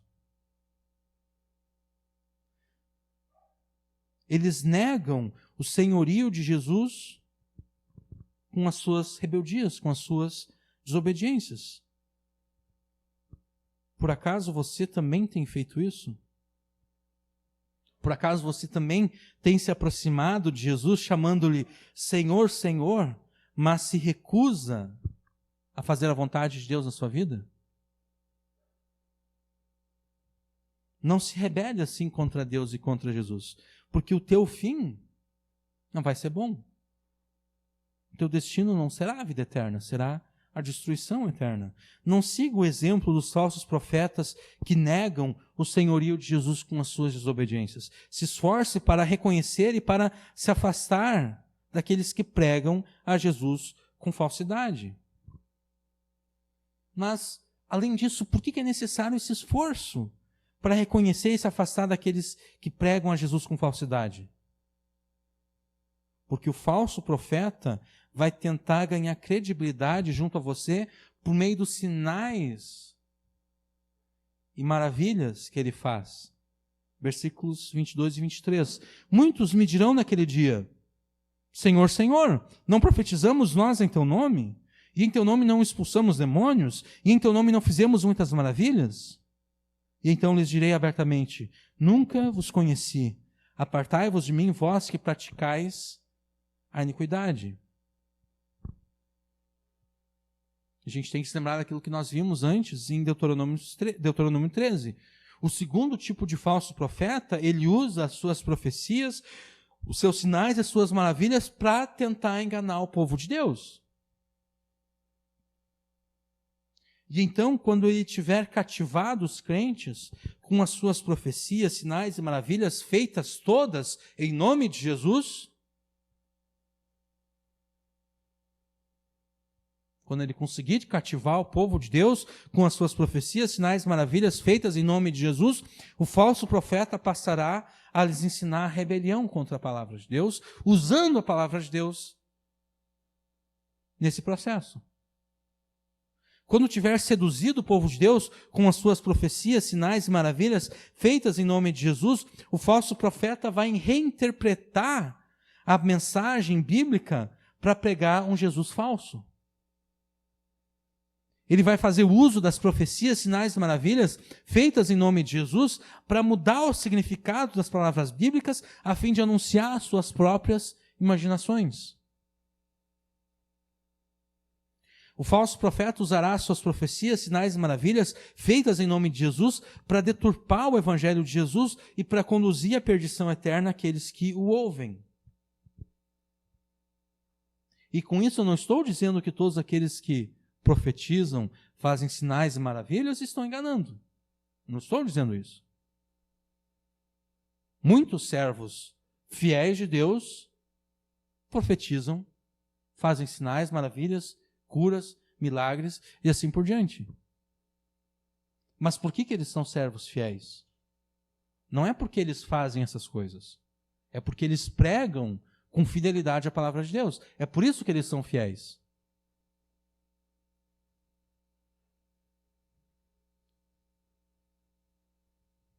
A ocorrência de profecias, sinais e maravilhas, ainda que feitas em nome de Jesus, nada disso assegura que quem opera essas coisas seja um servo fiel de Jesus. Nada disso assegura que essa pessoa tenha entrado, de fato, no reino de Deus, no reino dos céus. Pelo contrário, Jesus diz aqui, muitos vão me dizer, nós fizemos isso, nós profetizamos, nós expulsamos demônios, nós fizemos maravilhas, tudo no teu nome, Jesus, nosso Senhor. E então Jesus vai dizer que ele nunca os conheceu. Jesus vai dizer, apartai-vos de mim, vós que praticais a iniquidade. Quando Jesus disse que nunca os conheceu, nunca conheceu aqueles falsos profetas, aqueles que os seguem, Jesus não está dizendo que nunca tomou conhecimento da existência deles. O que Jesus está dizendo é que Jesus nunca teve um relacionamento íntimo, verdadeiro e espiritual com eles, fundamentado na fé que eles deveriam ter, mas nunca tiveram. Que é o que nós vimos na semana passada, acerca do verbo conhecer na Bíblia. O verbo conhecer se refere a um relacionamento íntimo, verdadeiro.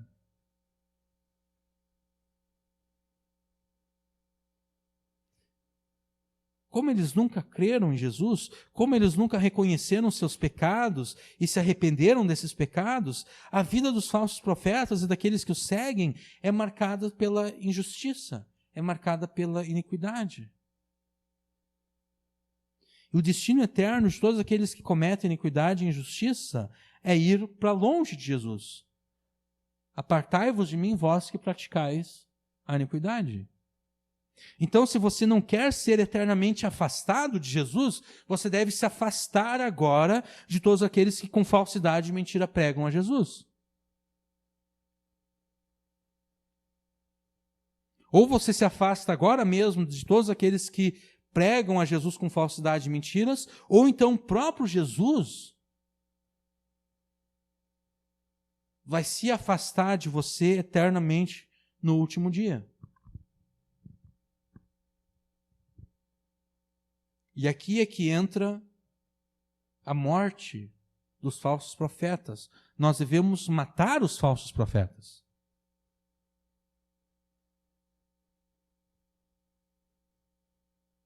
E como nós matamos os falsos profetas? Não dando um tiro neles, não os enforcando, não os envenenando com veneno de rato, mas excomungando eles.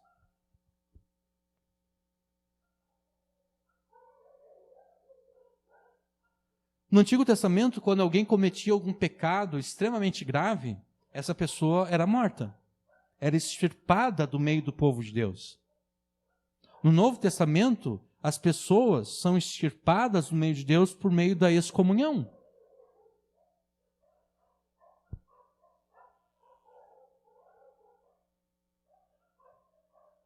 Que é aquilo que Jesus falou em Mateus 18. Excomunhão é um palavrão quase, né? As pessoas tremem em ouvir essa palavra. Mateus 18,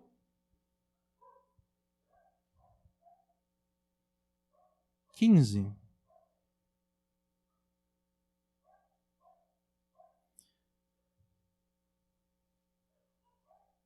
Mateus 18, 15. Ora, Se teu irmão pecar contra ti, vai e repreende-o entre ti e ele só. Se te ouvir, ganhaste a teu irmão. Mas se não te ouvir, leva ainda contigo 1 ou 2, para que pela boca de 2 ou 3 testemunhas toda a palavra seja confirmada. E se não as escutar, dize-o à igreja, e se também não escutar a igreja, considera-o como um gentio e publicano. Em verdade vos digo que tudo o que ligardes na terra será ligado no céu, e tudo o que desligardes na terra será desligado no céu. É assim que nós matamos os falsos profetas. Eles vêm até nós tentando nos afastar do caminho que é Jesus, do caminho de Deus, tentando confundir o sinal do GPS, para em vez do GPS nos conduzir à vida eterna, nos conduzir à perdição eterna. Nos dizendo, olha, tem um outro Jesus aqui que é mais interessante do que o Jesus da Bíblia. Tem um outro Espírito aqui que é mais legal do que o Espírito Santo. Nós devemos matar esses falsos profetas. Nós devemos excomungá-los, nós temos que tirá-los da comunhão. Esse é o sentido da palavra excomungar, tirar da comunhão dos santos.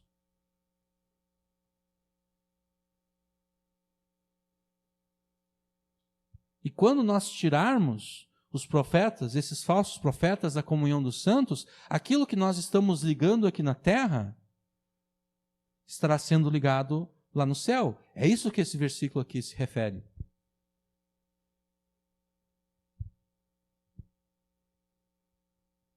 Porque o falso profeta pode pensar, o que adianta? Vocês aí me excomungaram, eu vou lá na outra igreja e está tudo tranquilo. Não, não está tudo tranquilo. Porque aquilo que nós ligamos aqui foi ligado no céu. E aquilo que foi desligado aqui, foi desligado no céu. Jesus já não considera mais aquele falso profeta como alguém pertencente à sua igreja. Essa pessoa foi desligada. Na linguagem do Antigo Testamento, essa pessoa foi extirpada do meio do povo de Deus. Podemos voltar para Mateus capítulo 7?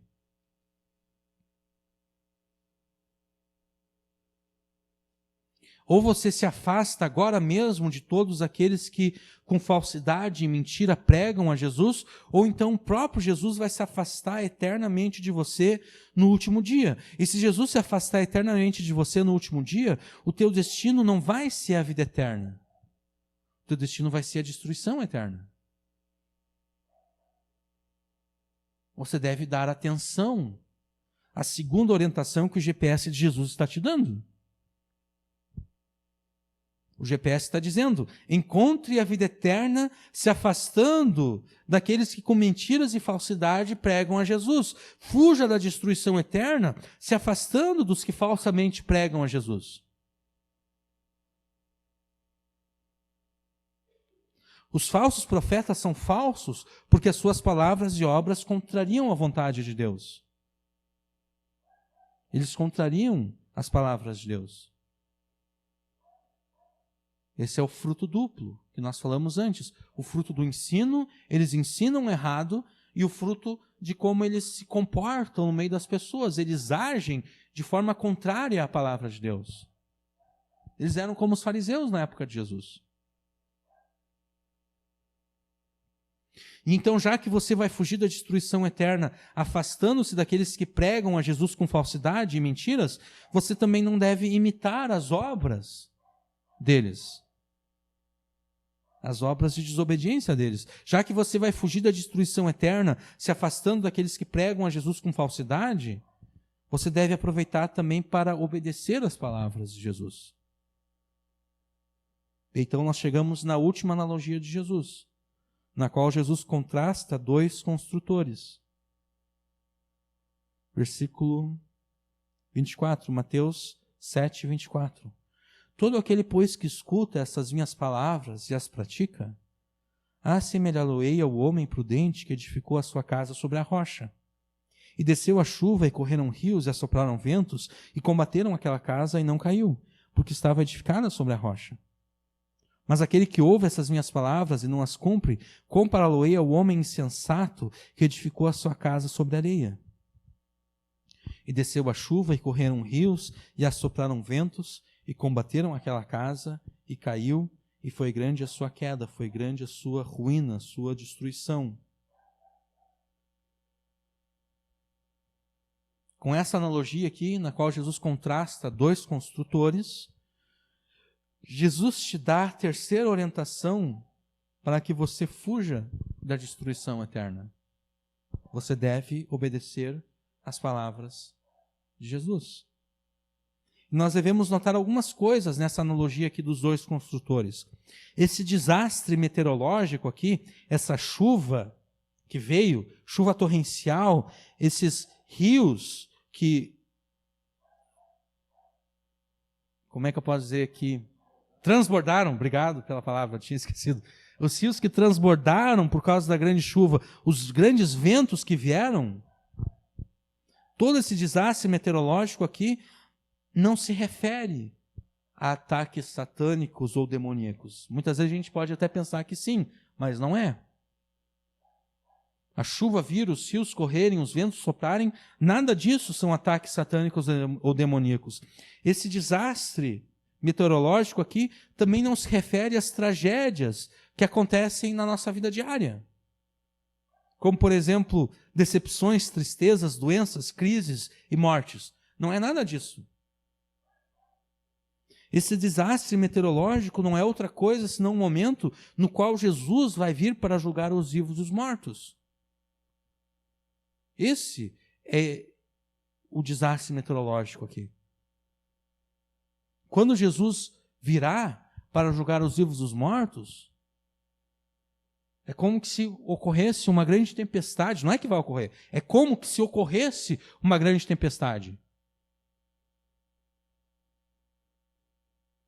Vai chover de forma torrencial, os rios vão transbordar, os ventos vão soprar, e tudo aquilo que não estiver edificado sobre a rocha vai cair.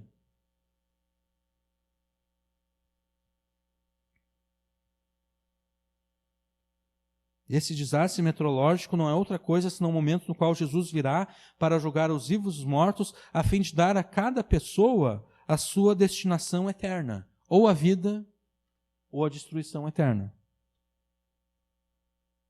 Essa analogia nos mostra o que vai acontecer com aqueles que obedecem às palavras de Jesus e com aqueles que desobedecem às palavras de Jesus.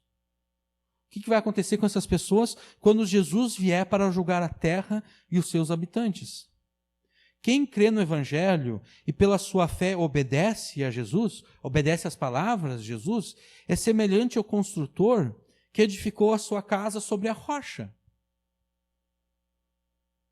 Quando vier a tempestade, a sua casa vai permanecer de pé. Por quê? Porque ela foi edificada sobre a rocha, ela tem um fundamento sólido. Já quem finge crer no Evangelho e por isso mesmo desobedece às palavras de Jesus, é semelhante ao construtor que edificou a sua casa sobre a areia. Imagina edificar uma casa em cima da areia do mar, sem nenhum tipo de fundação. Não precisa nem vir uma tempestade. É só a maré alta, baixa ali, as ondas vindo, vai tirando, vai mexendo tudo, daqui a pouco a casa desaba.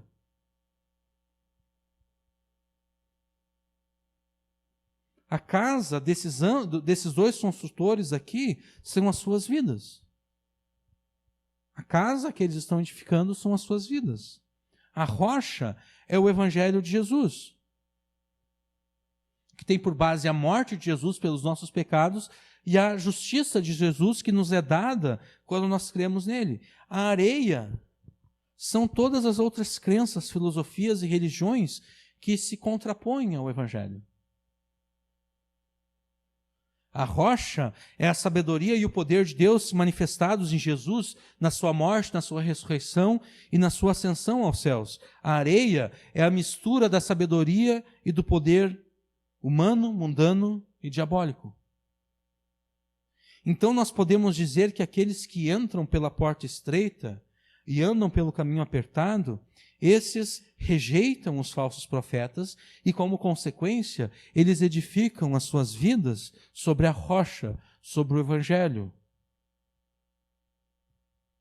Eles creem em Jesus e eles obedecem a Jesus. E por isso mesmo o destino deles será a vida eterna. Já aqueles que entram pela porta larga e andam pelo caminho espaçoso, esses dão ouvidos aos falsos profetas e, como consequência, eles edificam a sua vida sobre a areia. E o fim deles será a destruição eterna. Essa é a terceira orientação que o GPS de Jesus está te dando. Fuja da destruição eterna, obedecendo às palavras de Jesus. Você vai ouvir essa orientação e vai mudar de rumo, ou você vai continuar no rumo que está?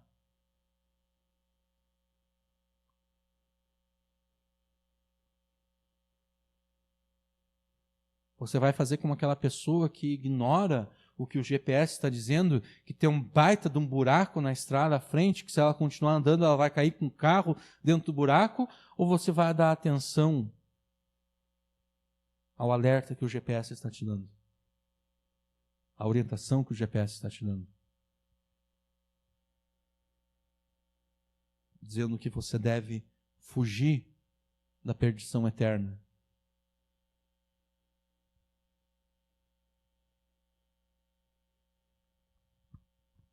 Qual o destino que você quer?